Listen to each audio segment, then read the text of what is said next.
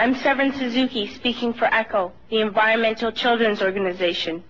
We're a group of 12 and 13-year-olds trying to make a difference. Vanessa Suddy, Morgan Geisler, Michelle Quigg, and me. We've raised all the money to come here ourselves, to come 5,000 miles to tell you adults you must change your ways. Coming up here today, I have no hidden agenda. I am fighting for my future. Losing my future is not like losing an election or a few points on the stock market. I am here to speak for all generations to come. I am here to speak on behalf of the starving children around the world whose cries go unheard. I am here to speak for the countless animals dying across this planet because they have nowhere left to go. I am afraid to go out in the sun now because of the holes in our ozone. I am afraid to breathe the air because I don't know what chemicals are in it. I used to go fishing in Vancouver, my home, with my dad, until just a few years ago we found the fish full of cancers. And now we hear of animals and plants going extinct every day, vanishing forever.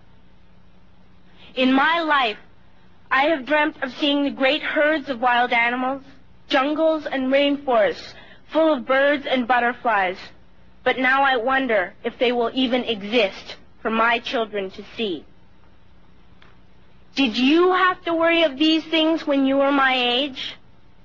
All this is happening before our eyes, and yet we act as if we have all the time we want and all the solutions. I'm only a child, and I don't have all the solutions. But I want you to realize, neither do you. You don't know how to fix the holes in our ozone layer. You don't know how to bring the salmon back up a dead stream. You don't know how to bring back an animal now extinct. And you can't bring back the forest that once grew where there is now a desert. If you don't know how to fix it, please stop breaking it. Here, you may be delegates of your government, business people, organizers, reporters, or politicians, but really, your mothers and fathers, sisters and brothers, aunts and uncles, and all of you are someone's child. I'm only a child, yet I know we are all part of a family, 5 billion strong. In fact, 30 million species strong. And borders and governments will never change that. I'm only a child, yet I know we are all in this together and should act as one single world towards one single goal. In my anger, I am not blind, and in my fear, I am not afraid of telling the world how I feel. In my country, we make so much waste. We buy and throw away, buy and throw away, buy and throw away, and yet northern countries will not share with the needy. Even when we have more than enough, we are afraid to share. We are afraid to let go of some of our wealth. In Canada, we live the privileged life, with plenty of food, water, and shelter. We have watches, bicycles, computers, and television sets. The list could go on for 2 days. 2 days ago, here in Brazil, we were shocked when we spent time with some children living on the streets. This is what one child told us. I wish I was rich. And if I were, I would give all the street children food, clothes, medicines, shelter, and love and affection.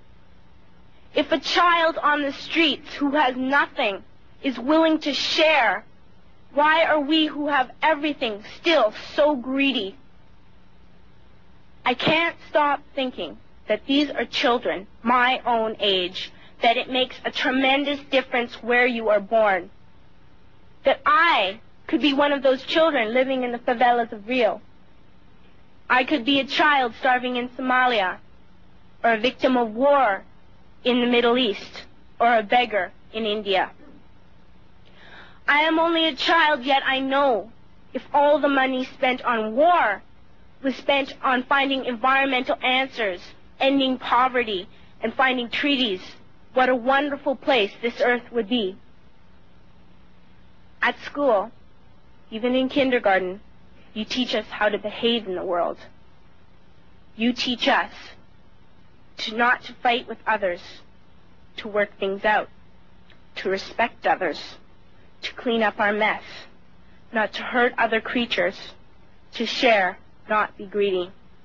Then why do you go out and do the things you tell us not to do? Do not forget why you are attending these conferences, who you're doing this for. We are your own children. You are deciding what kind of a world we are growing up in. Parents should be able to comfort their children by saying, everything's going to be all right. It's not the end of the world, and we're doing the best we can. But I don't think you can say that to us anymore. Are we even on your list of priorities? My dad always says, you are what you do, not what you say. Well, what you do makes me cry at night.